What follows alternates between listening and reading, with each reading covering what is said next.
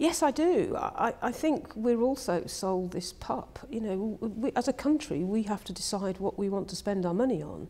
What is a better way of spending your money by keeping people healthy, and when they become unhealthy, and giving them an honourable way of dying.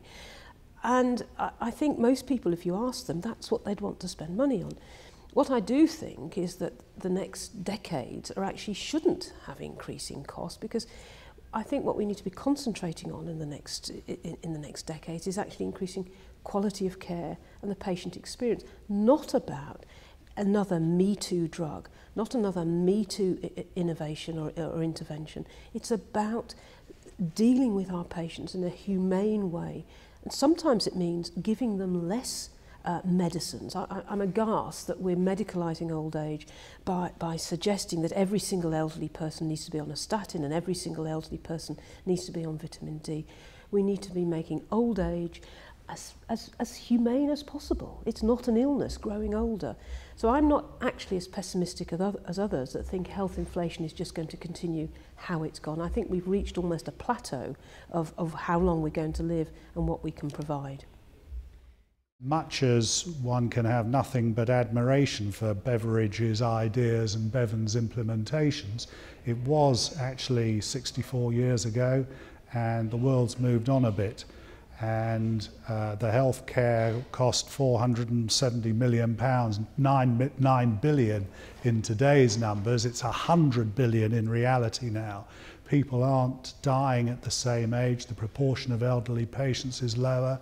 Infectious diseases were the problem. We have a completely different scenario now, so we need to have a completely different way of addressing the problem. And as long as the issue is ducked, no, I don't think it's affordable, and we do need some serious change. No other settlement is possible other than a system paid for by everybody's taxation together, because we have around the world all sorts of other systems, part insurance based, totally private.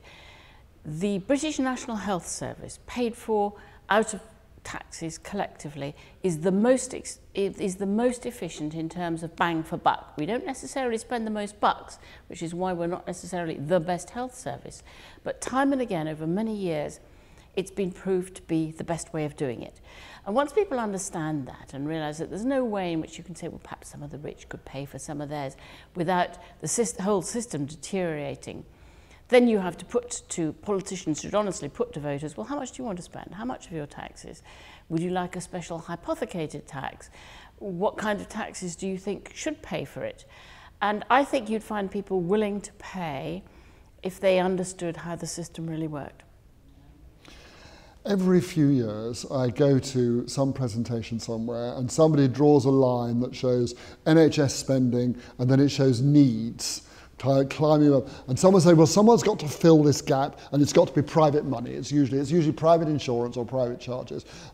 It's happened. I've been in this game for 30 odd years. I see it happen about every 3 or 4 years. We might just be now getting to another period where we're about to get it.